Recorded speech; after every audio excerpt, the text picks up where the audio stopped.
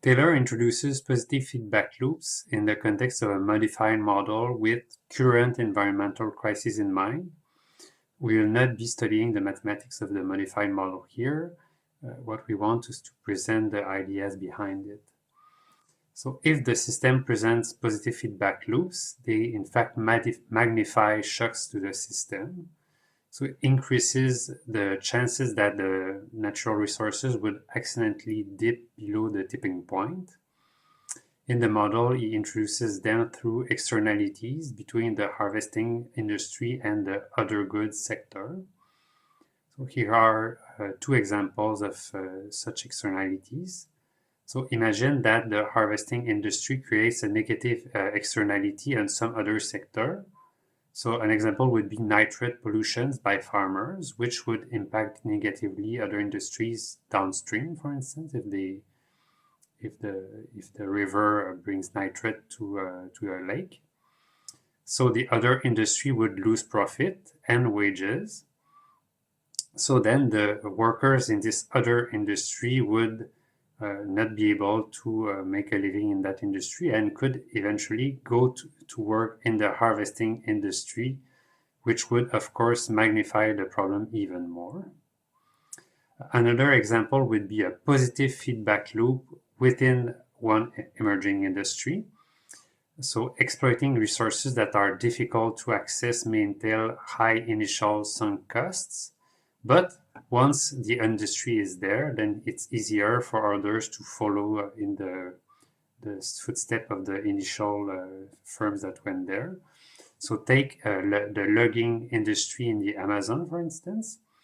So for the first loggers to access the region and start cutting the trees, then it can be difficult without adequate roads, or perhaps there's native population there, or there's not enough infrastructure.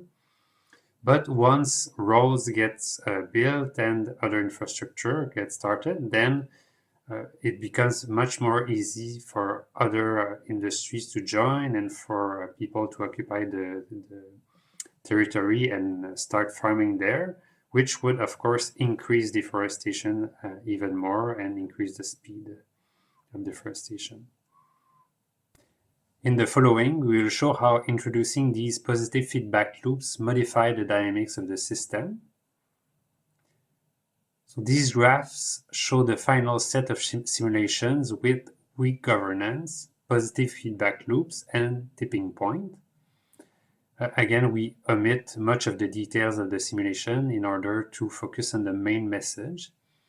The goal is to show how an otherwise stable system can become highly unstable when all of these ingredients are combined and work together. So Taylor considers a modest range of perturbation of the value of L, the labor force, and then look at how these modifications impact the final steady state of the stock of nature. So on the top left panel, we see the distribution of the perturbation of L from values of 0 to 2. Then all the other panels show the final distribution of S star when the island has settled in its new steady state. Note that in the model, the steady state is not unique anymore. Also, note that the axes have been switched again, so don't get confused. We have on the horizontal axis C equals 1 minus S. Hence, a crisis happens when S equals 0, which means that C equals 1. So C is sort of a measure of the crisis. So the top right panel shows the final distribution of S star when positive feedback loops and tipping point are absent of the model. So distribution of S star is compact and centered around its mean of 0.8 and quite symmetrical. So a crisis looks virtually impossible in that context. But then look what happens when modest and then strong feedback loops are fed in the model. We see that much more extreme final outcomes of the model become possible. Yet a crisis is still avoided because there are no points at c=1, because essentially nature remains resilient, and even with a small stock of nature, then species are able to survive. But then the final ingredient is added, the tipping point, and it's a very small tipping point, just 4% of carrying capacity. And this is, so we see what happens in the bottom left panel.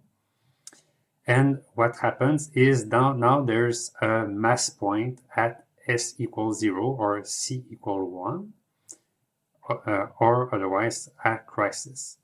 So the message here is that even with a very low tipping point for the resource stock, then if you have weak governance and feedback loops, then a crisis can become much more likely. Another lesson to draw from this simulation is how positive feedback loops make the whole dynamic much more unpredictable. So if you think about this in the context of global warming, so scientists think that a target of 1.5 degrees Celsius or 2 degrees Celsius above what we had in the pre-industrial age could be targets that would be thought of safe. But if Earth's climate and the global economy are nonlinear systems and have positive feedback loops, then we should probably be more cautious in assuming that they are actually safety guarantees. So in the final section of this paper, Taylor turns to the future and speculates whether, in fact, climate change could be a crisis in the making.